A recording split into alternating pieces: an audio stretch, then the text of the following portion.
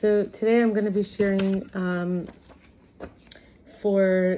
behalf of Friday, because I want to have enough time to prepare for the Sabbath.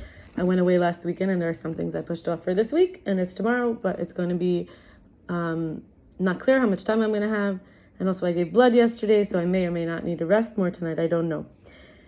I want to share a quote from William James. The deepest principle in human nature is the craving to be appreciated. And this I want to add in my own words is from others, so they choose for what? What do they want to appreciate me for? Not that I know. I could appreciate myself, but to be appreciated is to also be shown our value in an area we may not have known. When we have a behavior that gets rewarded, we increase it. When we have a behavior that gets ignored, we decrease it.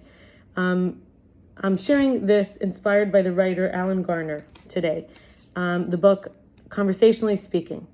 And when we focus on what we do want versus what we don't want, we can then say things to it. We can then be more honest with ourselves about, like, what do I actually like? Am I ready and mature enough to praise it? Or do I need to withhold admiration or compliments in order to give the impression evidence through being seen as more sympathetic, understanding, even attractive? The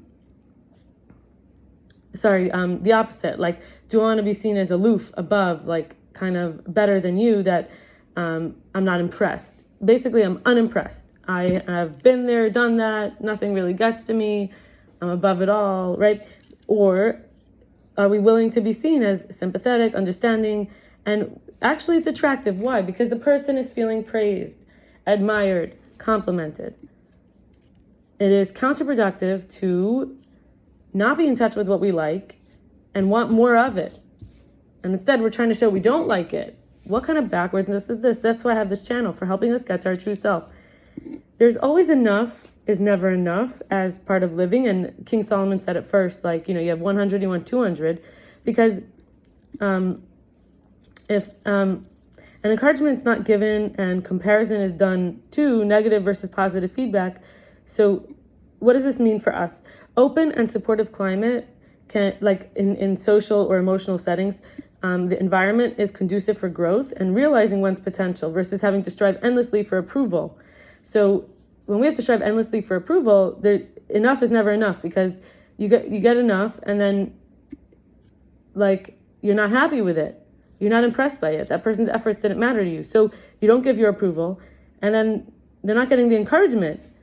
And and again, as mentioned, there's this idea of negative versus positive feedback, where you're actually comparing them to others or giving negative feedback. Not only did they not get the positive feedback, so they're less likely on a subconscious level to want to please you. However, they may try to please you.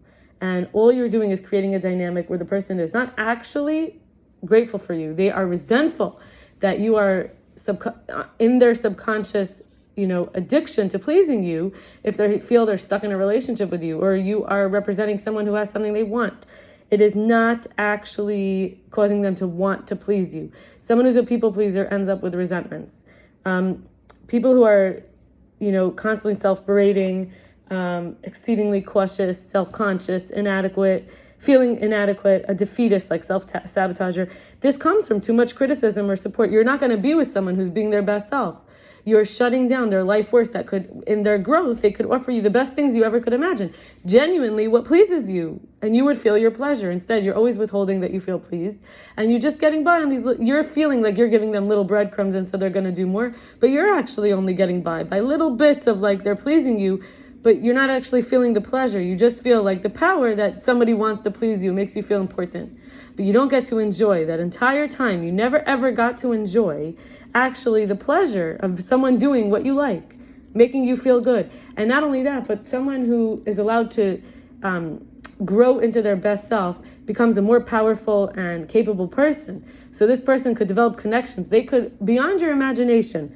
So this is we call a lot of people like this manipulators, but there's a reason they became controlling people and withholding admiration, right? For short term, they feel like, this is someone who's struggling to be themselves. For the short term, they think they're getting something out of you by withholding, admiration or positive feedback, but actually in the long run, they're not helping you become your best self, where they would benefit more.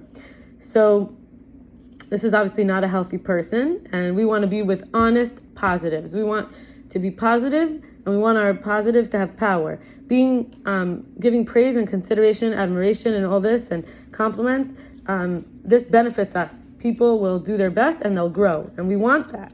So when we have a direct delivery of this positive feedback, it can be about possessions, appearance, behavior. The more specific, the better. And when we include the person's name, it's even better. For example, Shayna, that shirt looks great on you. Or Shayna, you have great style. I love how that shirt matches, your shoes. Or you really want to bring the person in.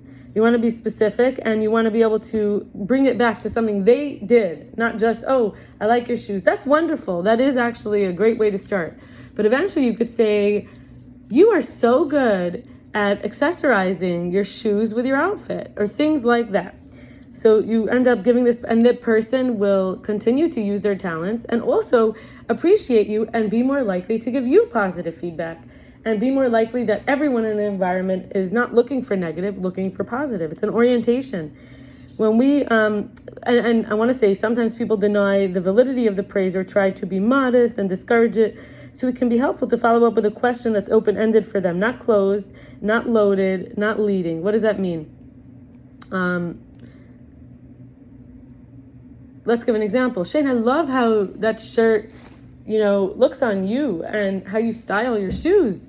So say, what? No, I bought this at Rainbow, and these are old shoes. Wow. So do you pride yourself in finding good deals? Or are you somebody who is able to, what is the word? Be a bargain hunter? Or, wow, how do you know where to shop? And things like that. So that we don't minimize their comment by totally dismissing them. It's valid. They feel these are just old shoes and that it was just a cheap dress or cheap shirt. But what we're doing is bringing out the best in them. Even though it's old shoes, you really make the most of what you have. Are you somebody who, what was the first one I said? Oh, that knows where, or the second one, where to shop. And they might tell you, yeah, I actually am part of this group and this and this. Well, not only will we find out useful information that could help us, but we're now getting to know this person better. I want to say, I mentioned earlier the behavior, whether it's ignored or not. There's this idea of, Pavlov, the writer Keith Johnstone. I got this from there. So Pavlov had to castrate some of the dogs and starve them for 3 weeks to get them to do what he wanted.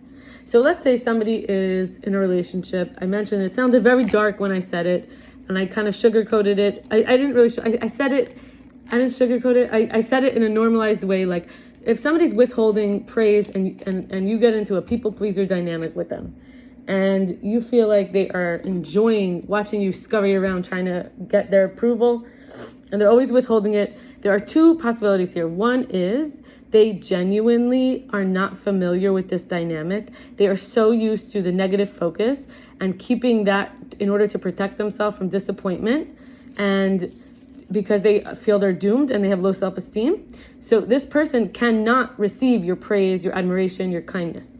There's another where they were so starved in the past that they do not, and they felt they didn't matter. They cannot let go of the temporary pleasure of forcing someone else to do what they want. The problem is that you will resent them for it, especially in the second scenario where they're kind of subconscious, sort of close to conscious. The first one's completely unconscious. They have no idea that they're treating you as badly as they treat themselves. And the same way they always give themselves criticism, they're now giving it to you. The same way that they withhold praise to themselves, they're withholding praise from you. That's more of unconscious. I just wanted to clarify that. And we could say we can say what we do like, even when a person is not doing other things we like. This is the idea of where we express even via others' behavior. So, we could say, tell your mother-in-law that I really appreciated how she prepared that extra bedroom that I like. Even though the mother-in-law left on Sabbath, let's say a Jewish person, we don't do the AC, we don't touch electric things, even though you really were upset that she left the air conditioner on and she knows how cold you get, and she left it on for the whole of the Sabbath, and it was freezing cold. You had to use like 3 blankets, but you were grateful about the room that you got. So you start to focus on that. Now, again, the reason why we're focusing on the good is because we don't know if it's sort of subconscious, conscious pattern of them withholding for power, or if they're withholding because that's how they treat themselves, and it's unconscious pattern. And again, like through other people too, like if we don't, you can tell your boss's secretary to convey that you appreciated getting the time off and stuff like that. And this way they feel extra flattered, like someone's saying nice things to them involving even another person.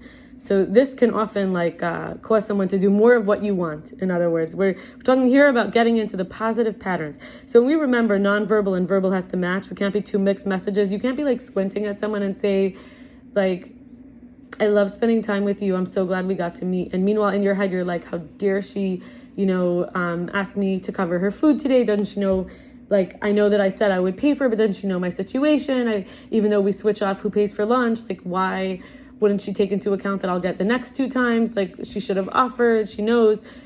So you're giving all this and you're saying something. So don't think that is not going to go over well. This person will feel, if it's unconscious, they'll feel insulted.